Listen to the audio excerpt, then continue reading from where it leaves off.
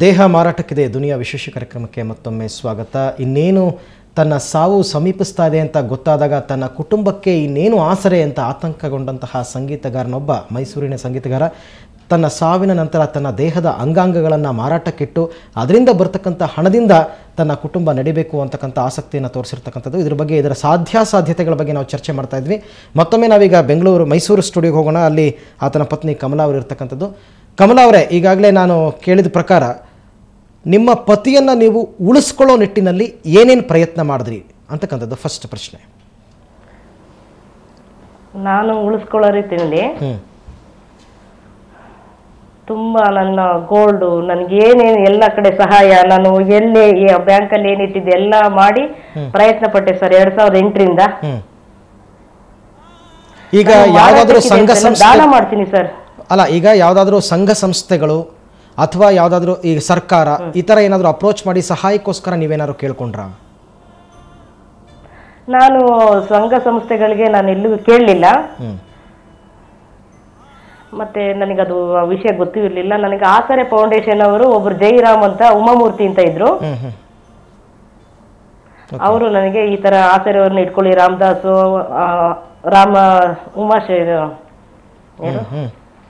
ಜೈರಾಮ್ ಅವ್ರು ಸರ್ ನನಗೆ ತುಂಬಾ ಹೆಲ್ಪ್ ಮಾಡಿ ಆಂಬುಲೆನ್ಸ್ ಕಳಿಸಿ ಒಂದು 20 ದಿವಸ ಕೇರ್ ಹಾಸ್ಪಿಟಲ್ ಇಟ್ಟಿದ್ರು ಸರ್. ಅಲ್ಲ, ನಾನು ಕೇಳಿದ್ದು ಹೆಂಗೆ ಅಂದರೆ, ಈಗೇನೋ ನಿಮ್ಮ ಪತಿಯವರ ಆರೋಗ್ಯ ಅಂತಿಮ ಹಂತಕ್ಕೆ ಬಂದು ತಲುಪಿದೆ ಅಂತ, ಆದರೆ ಬಿಗಿನಿಂಗ್ನಲ್ಲೇ ಇದನ್ನು ನಾವೇನಾದ್ರು ಗುಣಪಡಿಸ್ಬೋದಾ ಅನ್ನೋ ನಿಟ್ಟಿನಲ್ಲಿ ಏನಾದ್ರು ಪ್ರಯತ್ನ ಪಟ್ರಾ? ಯಾವುದಾದ್ರೂ ಆಸ್ಪತ್ರೆ ಅವರು ಅದಕ್ಕೆ ಪೂರಕವಾಗಿ ಏನಾದ್ರು ನಿಮಗೆ ಸ್ಪಂದಿಸಿದ್ರಾ ಅಂತ? ಸ್ಪಂದಿಸಿದ್ದಾರೆ ಸರ್. ಕೇರ್ ಹಾಸ್ಪಿಟಲ್ ಅಲ್ಲಿ ನಾನು ಇದು ಮಾಡಿದ್ದು, ಮಾದೇಶ್ವರದಲ್ಲಿ ಕರ್ಕೊಂಡೋಗಿದ್ದೆ. ನಮ್ಮ ಕೈ ಶಕ್ತಿ ಇಲ್ಲ ಪಾಪ, ಇದು ಪ್ರೈವೇಟ್ ಅಲ್ಲೆಲ್ಲ ಕೊಡಕ್ಕೆ ಶಕ್ತಿ ಇಲ್ಲ ನನಗೆ. ಓಕೆ. ಈಗ ಪ್ರತಿ ವಾರ ಮುಖ್ಯಮಂತ್ರಿಗಳದ್ದು ಜನತಾ ದರ್ಶನ ಅನ್ನೋ ಕಾರ್ಯಕ್ರಮ ನಡೆಯುತ್ತೆ, ಅಲ್ಲಿ ಕೂಡ ಹೋಗಿ ಸಹಾಯವನ್ನು ನೀವು ಪಡ್ಕೊಳ್ಬೋದಾಗಿತ್ತು. ಆ ಥರ ನಿಮಗೆ ಯಾರು ಗೈಡೆನ್ಸ್ ಅಂದರೆ ಮಾರ್ಗದರ್ಶನ ಯಾರು ಕೊಡ್ಲಿಲ್ವಾ ಅಂತ? ನನಗೆ ಗೈಡೆನ್ಸ್ ಕೊಡ್ಲಿಲ್ಲ ಸರ್, ಯಾರು ಕೊಡ್ಲಿಲ್ಲ. ಓಕೆ. ಈಗ ಡಾಕ್ಟರ್ ಮಾತನ್ನು ನೀವು ಕೇಳಿದ್ರಿ. ಈಗ ಸ್ವಲ್ಪ ಹೊತ್ತಿಗೆ ಮುಂಚೆ ಡಾಕ್ಟರ್ ಮಾತನಾಡ್ತಾ ಇದ್ರು. ಮೊದಲನೇದಾಗಿ ನಿಮ್ಮ ಪತಿಯ ಲಿವರ್ ಅದು ಇನ್ಫೆಕ್ಟೆಡ್, ಈಗಾಗಲೇ ಅದು ತೊಂದರೆ ಆಗಿದೆ, ಅದನ್ನು ಕೂಡ ತೆಗೆದುಕೊಳ್ಳೋದಕ್ಕಾಗಲ್ಲ. ಕಿಡ್ನಿ ವೈಫಲ್ಯ ಇದೆ, ಕಿಡ್ನಿಯನ್ನು ಕೂಡ ಮಾರಾಟ ಮಾಡೋದಕ್ಕಾಗೋದಿಲ್ಲ. ಇದೆಲ್ಲದಕ್ಕಿಂತ ಮಿಗಿಲಾಗಿ ಇದೆಲ್ಲವನ್ನು ದಾನದ ರೂಪದಲ್ಲಿ ಸ್ವಇಚ್ಛೆಯಿಂದ ಕೊಟ್ಟಾಗ ಮಾತ್ರ ಅದು ಕಾನೂನಿನ ಚೌಕಟ್ಟಿನ ಒಳಗೆ ಬರುತ್ತೆ. ಇಲ್ಲ ಅಂತಂದ್ರೆ ಅದು ಅಫೆನ್ಸ್, ಅಂದ್ರೆ ಅಪರಾಧ ಆಗುತ್ತೆ ಸರ್. ಮಾರಾಟಕ್ಕೆ ಅಂತ ನಾನು ತಿಳ್ಕೊಬೇಡಿ, ದಾನ ಕೊಡ್ತೀನಿ ಸರ್. ಯಾರು ಬಡವರು ಬಗ್ರು ಕಣ್ಣಿಲ್ದರಿಗೆ ಮಣ್ಣಲ್ಲಿ ಮುಚ್ಚಿಬಿಟ್ಟು ಬರೋದಕ್ಕಿಂತ ಒಬ್ರು ಯಾರಿಗಾರು ಬಡವರಿಗೆ ಕಣ್ಣು ಬರುತ್ತೇನೋ ನನ್ನ ಗಂಡನಿಂದ ಅಂತ ನಾನು ಖುಷಿ ಪಡ್ತೀನಿ ಅಷ್ಟೇ. ಓಕೆ. ಅಂದರೆ ಈಗ ಸದ್ಯದಲ್ಲಿ ಉಪಯೋಗಕ್ಕೆ ಬರ್ತಕ್ಕಂಥ ಅಂಗಾಂಗಗಳಲ್ಲಿ ಕಣ್ಣು ಮಾತ್ರ ತೆಗಿಬಹುದು ಅಂತಕ್ಕಂಥ ಮಾತನ್ನ ಡಾಕ್ಟರ್ ಹೇಳಿದ್ದಾರೆ. ಅದನ್ನ ನೀವು ದಾನ ಕೊಟ್ಟು ಬಡವರಿಗೆ ಅನುಕೂಲ ಆಗಲಿ ಅನ್ನೋ ರೀತಿಯಲ್ಲಿ ದಾನ ಮಾಡೋದಕ್ಕೆ ನಿಶ್ಚಯ ಮಾಡಿದ್ದಾರೆ. ಹೌದು ಹೌದು ಹೌದು ಹೌದು. ಓಕೆ. ನಿಮ್ಮ ಪತಿನೂ ಕೂಡ ಅದನ್ನೇ ಹೇಳ್ತಾರಾ? ಒಪ್ಕೊಂಡಿದ್ದಾರೆ ಇದಕ್ಕೆಲ್ಲ? ನಮ್ಮ ಪತಿನೂ ಕೂಡ ಅದೇನು? ಹೌದು ಸರ್, ಒಪ್ಕೊಂಡಿದ್ದಾರೆ. ಓಕೆ. ಈಗ ಇನ್ನೊಂದು ಪ್ರಶ್ನೆ, ನಿಮ್ಮ ಪರ್ಸನಲ್ ವಿಚಾರಕ್ಕೆ ಬರೋದಾದರೆ ಕಮಲಾ ಅವರೇ, ಈಗ ದೇಶದಲ್ಲಿ ಗಂಡನನ್ನು ಕಳ್ಕೊಂಡು ಮಡಿಲಲ್ಲಿ ಮಕ್ಕಳನ್ನು ಇಟ್ಕೊಂಡು ಸಾಹಸಪಟ್ಟು ಜೀವನವನ್ನು ನಡೆಸ್ತಕ್ಕಂಥ ಬಹಳಷ್ಟು ಹೆಣ್ಮಕ್ಳನ್ನು ನಾವು ನೋಡಿರ್ತೀವಿ. ನಿಮಗೂ ಕೂಡ ಅಂಥ ಒಂದು ಧೈರ್ಯ, ಅಂಥ ಒಂದು ಆತ್ಮಸ್ಥೈರ್ಯವನ್ನು ತಂದುಕೊಳ್ಬಹುದಾಗಿತ್ತು ನೀವು ಅಂತ ಅನ್ನಿಸ್ತಾ ಇದೆಯಲ್ವಾ? ಈ ಗಂಡನ ದೇಹವನ್ನು ನಾನು ಮಾರಾಟ ಮಾಡ್ತೀನಿ ಅನ್ನೋ ಪದವನ್ನು ಹೇಳೋದಕ್ಕಿಂತ ಮುಂಚಿತವಾಗಿ ಅವ್ರು ಹೋದರೂ ಪರವಾಗಿಲ್ಲ, ನಾನು ಜೀವನದಲ್ಲಿ ನನ್ನ ಕಾಲ ಮೇಲೆ ನಾನು ನಿಂತ್ಕೋತೀನಿ, ಮಕ್ಕಳನ್ನು ಸಾಕ್ತೀನಿ ಅಂತಕ್ಕಂಥ ಧೈರ್ಯ ನಿಮ್ಮಲ್ಲಿ ಬರಲಿಲ್ವಾ? ಇದೆ ಸರ್, ಮಾಡಬೇಕು, ಬದುಕ್ತೀನಿ ಅಂತ ಇದೆ.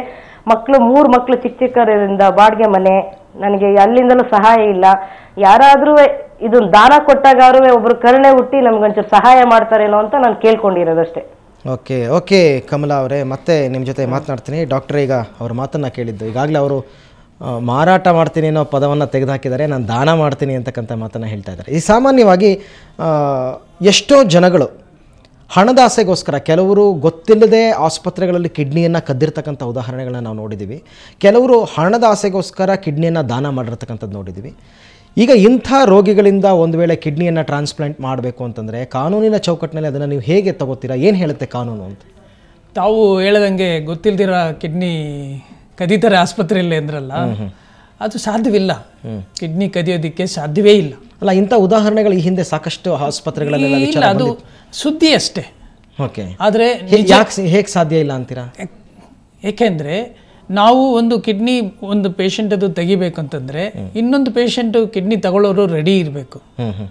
ಮತ್ತೆ ಇವ್ರ ರಕ್ತ ಅವ್ರ ರಕ್ತ ಎಲ್ಲ ಮ್ಯಾಚಿಂಗ್ ಮಾಡಬೇಕು. ಓಕೆ, ಮಾಡಿ ಒಪ್ಪುತ್ತಾ ಇಲ್ವಾ ಕಿಡ್ನಿ ಅಂತೇಳಿ 2 ಆಪರೇಷನ್ ಟೀಮು ರೆಡಿಯಾಗಿರ್ಬೇಕು. ಅಂದ್ರೆ ತುಂಬಾ ಜನ ಅದರಲ್ಲಿ ಇನ್ವಾಲ್ವ್ ಆಗಿರ್ತಾರೆ. ಒಂದು ಆಪರೇಷನ್ ಟೀಮ್ ಅಂತ ತಕ್ಷಣ ಕಡೆ ಪಕ್ಷ ಒಂದು 10 ಜನ ಇರ್ತಾರೆ. 4-5 ಡಾಕ್ಟರ್ಸು, ಅನೆಸ್ಟಿಷಿಯಾ ಡಾಕ್ಟ್ರು ಎಲ್ಲ ಸೇರಿ, ನರ್ಸಸ್ ಇವರೆಲ್ಲ ಇರ್ತಾರೆ. ಸೊ ಅದರಿಂದ ಕದ್ದು ನಾವು ಮಾಡೋದಕ್ಕೆ ಸಾಧ್ಯವಿಲ್ಲ. ಮತ್ತೆ ಇದು ಬೇಗ ಇದು ಗೊತ್ತಾಗುತ್ತೇನೆ, ಈ ತರ ಏನೋ ಒಂದು ನಡೀತಾ ಇದೆ, ತಪ್ಪು. ಈಗ ಟ್ರಾನ್ಸ್ಪ್ಲಾಂಟೇಷನ್ ವಿಚಾರ, ಟ್ರಾನ್ಸ್ಪ್ಲಾಂಟೇಷನ್ ಈಗ ಯಾರಿಗಾದ್ರೂ ಕಿಡ್ನಿ ವೀಕ್ ಆಗಿದೆ, ವೈಫಲ್ಯ ಆಗಿದೆ, ಅವರು ಡಯಾಲಿಸಿಸ್ ಮಾಡಿಸ್ಕೊಳ್ತಾ ಇದ್ದಾರೆ, ಆ ಪರಿಸ್ಥಿತಿ ಬಂದಾಗ ಕಿಡ್ನಿ ಬದಲಾಯಿಸೋದು ಅಂದರೆ ಬೇರೆಯವರ ಕಿಡ್ನಿನ ಅವರಿಗೆ ಜೋಡಿಸೋದ್ರಿಂದ ಆ ಕಿಡ್ನಿ ಚೆನ್ನಾಗಿ ಕೆಲಸ ಮಾಡುತ್ತೆ, ಅವ್ರ ಆರೋಗ್ಯ ಚೆನ್ನಾಗಿರುತ್ತೆ. ಓಕೆ, ತಿಂಗಳು ಈಗ ಡಯಾಲಿಸಿಸ್ ಅಂತಂದ್ರೆ ವಾರಕ್ಕೆ 3 ಸರ್ತಿ ಅವ್ರ ಆಸ್ಪತ್ರೆಗೆ ಬರಬೇಕು, ಹೋಗ್ಬೇಕು, ವಿಪರೀತ ಖರ್ಚಿರುತ್ತೆ. ಆದರೆ ಕಿಡ್ನಿ ಟ್ರಾನ್ಸ್ಪ್ಲಾಂಟೇಷನ್ ಮಾಡಿದ್ಮೇಲೆ ಅವರು ತಿಂಗಳಿಗೊಂದ್ಸರ್ತಿ ಡಾಕ್ಟರ್ ನೋಡೋದಕ್ಕೆ ಬರ್ತಾರೆ ಅಷ್ಟೇ. ಖಂಡಿತ. ಮತ್ತೆ ಎಷ್ಟು ಬೇಕಾದ್ರೂ ನೀರು ಕುಡಿಬಹುದು, ಏನು ಪಥ್ಯಗಳೇನು ಇರೋದಿಲ್ಲ. ಕಿಡ್ನಿ ಬದಲಾಯಿಸೋದಕ್ಕೆ ಮುಂಚೆ ಅವ್ರಿಗೆ ನೀರು ಕುಡಿಯೋದು ಕೂಡ ರೆಸ್ಟ್ರಿಕ್ಟ್ ಮಾಡಿರ್ತೀವಿ. ಅರ್ಧ ಲೀಟರ್ ಕುಡಿಬೇಕು, ಇಲ್ಲ 1 ಲೀಟರ್ ಕುಡಿಬೇಕು. ಈಗ ಇಂಥ ವಿಚಾರಗಳನ್ನ ಅಂದ್ರೆ ಈ ತರ ಕಿಡ್ನಿ ಟ್ರಾನ್ಸ್ಪ್ಲಾಂಟೇಷನ್ ಆಗಿರ್ತಕ್ಕಂಥದ್ದು, ಬಡತನದಲ್ಲಿ ಬಂದಿರತಕ್ಕಂಥವ್ರು, ಇಂಥ ಸಾಕಷ್ಟು ಕೇಸ್ಗಳನ್ನ ನೀವು ನೋಡಿರ್ತೀರ. ನಮ್ಮ ಸಮಾಜದಲ್ಲಿ ಒಬ್ಬ ಅನಾಥ, ಆತನಿಗೆ ಹಿಂದೆ ಮುಂದೆ ಏನೂ ಇಲ್ಲ, ಆರ್ಥಿಕ ಸಹಾಯ ಇಲ್ಲ, ಯಾರ ಬೆಂಬಲವನ್ನೂ ಇಲ್ಲ. ಅಂಥವರು ಈಗ ಬಂದಿರತಕ್ಕಂಥದ್ದು ಗಣೇಶ್ ಪ್ರಸಾದ್ ಅವ್ರಿಗೆ ಏನು ಸ್ಥಿತಿ ಬಂದಿದೆ, ಇಂಥ ಸ್ಥಿತಿಗೆ ಬಂದಂತಹ ಸಂದರ್ಭದಲ್ಲಿ ಆತನನ್ನು ನೋಡ್ಕೊಳ್ಬೇಕಾಗಿರ್ತಕ್ಕಂಥದ್ದು, ಆತನ್ನು ಬದುಕಿಸ್ಕೊಳ್ಬೇಕಾಗಿರ್ತಕ್ಕಂಥದ್ದು, ಇದು ಯಾರ ಹೊಣೆ? ಹಾಗಾದರೆ ಯಾರು ನೋಡ್ಕೊಳ್ಬೇಕು? ಇದೊಂದು ಪ್ರಶ್ನೆ, ನೈತಿಕತೆ ಪ್ರಶ್ನೆ ಎದ್ದೇಳುತ್ತೆ. ನಿಜ, ಇದು ಸರ್ಕಾರದೇ ಇದು ಆಗಿರುತ್ತೆ, ಹೊಣೆ ಆಗಿರುತ್ತೆ. ಯಾಕಂದರೆ ಸಮಾಜ, ಈಗ ನಾವು MS ರಾಮಯ್ಯ ಆಸ್ಪತ್ರೆಯಲ್ಲಿ ಕಿಡ್ನಿ ಕಸಿ ಮಾಡೋದನ್ನ ಫ್ರೀಯಾಗಿ ಮಾಡಿಕೊಡ್ಬೋದು, ಟ್ರಾನ್ಸ್ಪ್ಲಾಂಟೇಷನ್. ಆದರೆ ಈ ಕಿಡ್ನಿ ಟ್ರಾನ್ಸ್ಪ್ಲಾಂಟೇಷನ್ ಅನ್ನೋದು ಬರೀ ಅಲ್ಲಿಗೆ ನಿಲ್ಲೋದಿಲ್ಲ. ಖರ್ಚು ಟ್ರಾನ್ಸ್ಪ್ಲಾಂಟೇಷನ್ಗೆ ಸೀಮಿತವಾಗಿರೋದಿಲ್ಲ.